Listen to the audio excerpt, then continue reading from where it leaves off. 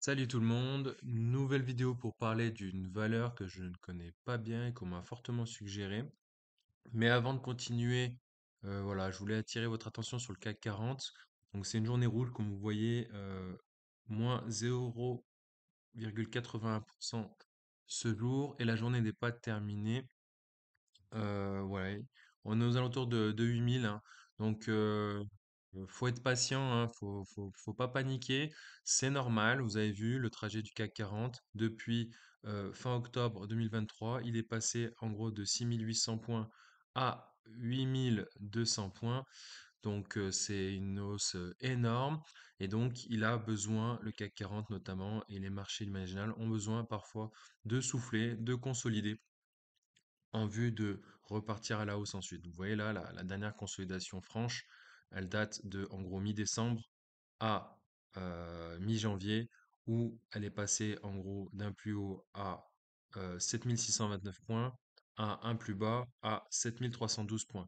Donc vous voyez, elle a consolidé avec 300 points. Donc là, à peu près même chose, 8200 points, 8226 points, consolidation, plus bas 7900 points, donc ça fait grosso modo 300 points de correction, et vous voyez, ça rebondit légèrement. Donc moi, j'avais une vision légèrement plus simple pour que le message soit clair. En gros, je voyais le CAC 40 aussi autour de 8000 pendant un petit moment, pour repartir de plus belle ensuite. La valeur que nous allons analyser ce jour, c'est Coface, que je ne connaissais pas. Donc, vous voyez, groupe français leader sur le marché de l'assurance crédit et des services financiers, qui est cotée en bourse depuis 2014, été 2014, et puis effectivement, elle a une courbe plutôt sympa où elle est entrée en bourse aux alentours des 6 euros pour avoir un plus bas aux alentours des 3 euros en juillet 2016. Nouveau plus bas pendant le Covid en avril 2020 à 3,73 et maintenant elle est actuellement à 14,50 €.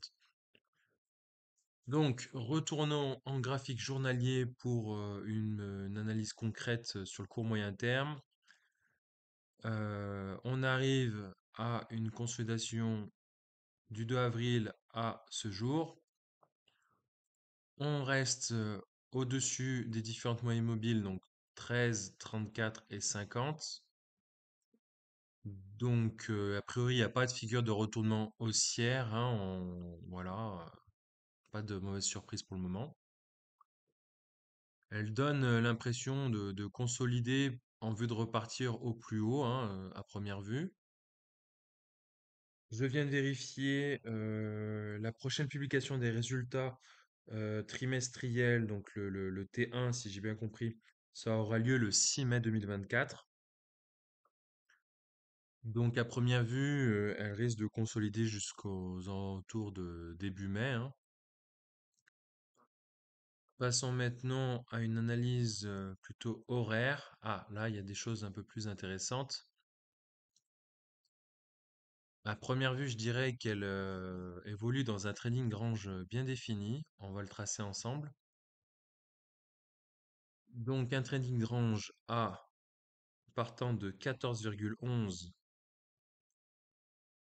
à 14,84.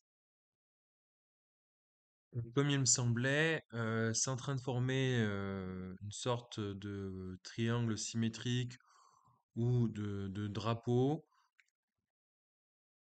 Personnellement, je retiens plus l'image d'un triangle symétrique plutôt que d'un biseau ascendant ou descendant ou d'un drapeau.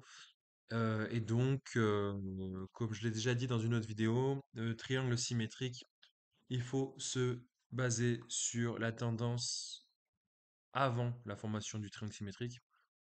Et donc là, la tendance a été plutôt haussière. Donc, on a tendance à penser que la prochaine évolution sera également une tendance haussière. Cela va dépendre des résultats qui vont être publiés le 6 mai normalement. Donc voilà. Alors pour se repérer dans le temps, j'ai mis ce trait violet en date du 7 mai 9 heures. Pourquoi? Bah, tout simplement parce que si c'est bien publié le 6 mai après clôture, eh bien on va surtout avoir une réaction le 7 mai à 9 heures à l'ouverture de la salle des marchés. Et donc, on va essayer de déterminer la cible potentielle. Mince. Mon triangle débuterait là à peu près. Et donc, je réplique, on va dire aux alentours comme je vous disais, du 7 mai. Donc, on va partir du trait, hein. On va faire comme ça. Et donc, ça donnerait une cible potentielle là, aux alentours de 16 euros, 16,06. Voilà. À voir ce que vont dire les analystes maintenant dans l'analyse fondamentale. Et donc, l'analyse fondamentale que nous donnent les infos de zone bourse, à savoir un price earning ratio à 6,39 en 2022, 7,35 en 2023, 9,22 prévu en 2024 et 9,24 prévu en 2025. Un bénéfice net par action plutôt stable et plus ou moins ascendant, enfin croissant, dividende pareil. Donc le dividende, il est de combien? Il est exactement de 1,3 euros, donc 1,30 € et la date de détachement de ce dividende, pardon, elle aura lieu le 22 mai 2024. Continuons à explorer ces données fondamentales. Compte de résultat a tendance à monter dans le temps. En tout cas, c'est ce que les prévisions annoncent. Le PER reste plutôt stable. Les EBITDA, ils ne le donnent pas, mais ils donnent le résultat d'exploitation qui passerait de 413 en 2022 à 367 en 2023, 355 en 2024, donc ça paraît un peu moins bien que le 367. Pourquoi, je ne sais pas. Et 351 en millions d'euros prévus en 2025. Donc il risque d'avoir une baisse aux alentours de 2024-2025 et ensuite ça repartirait à la hausse en 2026. Compte de résultat stable, phase de baisse, phase de hausse. Zone bourse parle de momentum, surtout pour cette valeur. La valorisation serait bonne, la visibilité moyenne. Il n'y a pas vraiment de consensus là-dessus. Les fondamentaux, ils les notent pas très bien ici. Et les analystes, ils sont seulement 4, donc c'est une valeur voilà, qui est peu médiatisée, si je puis dire. 4 analystes, recommandation moyenne achetée, dernier cours de clôture 14,58 actuellement, objectif moyen de cours 15 euros, ce qui fait seulement plus 2,88% de prévu. J'avais visé une cible à 14,84 €, il me semble, donc proche des 15 euros, ça se tient. Il nous reste la santé de l'entreprise. Moi, je le considère comme ça, la situation bilancielle. Voilà, parce qu'il y a le chiffre d'affaires, la trésorerie, les dettes, les EBITDA. Bon, il donne que le chiffre d'affaires hein, sur ce graphique, cet histogramme. Bon, il a tendance à légèrement augmenter dans le temps. Il nous parle pas des dettes. Elle aurait varié depuis le 1er janvier de 22%, 22,3% exactement. Donc c'est vrai que c'est plutôt pas mal. Ma conclusion sur ce titre, c'est que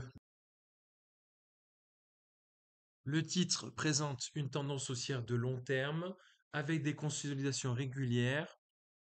Le titre évolue actuellement dans un trading range aux alentours de 14,11 euros et 14,82 euros. Il est prévu des résultats du premier trimestre le 6 mai. On a une forme de triangle symétrique, donc on réplique la tendance haussière juste avant et ça nous donnerait un objectif proche pardon, de 16 euros. C'est une valeur peu connue qui verse un dividende de 1,30 € le 22 mai 2024. L'année dernière, elle versait un dividende de 1,52 € exactement le 22 mai 2023. Voilà les faits pour la valeur COFAS. Je vous souhaite une bonne journée et puis à très bientôt. Salut!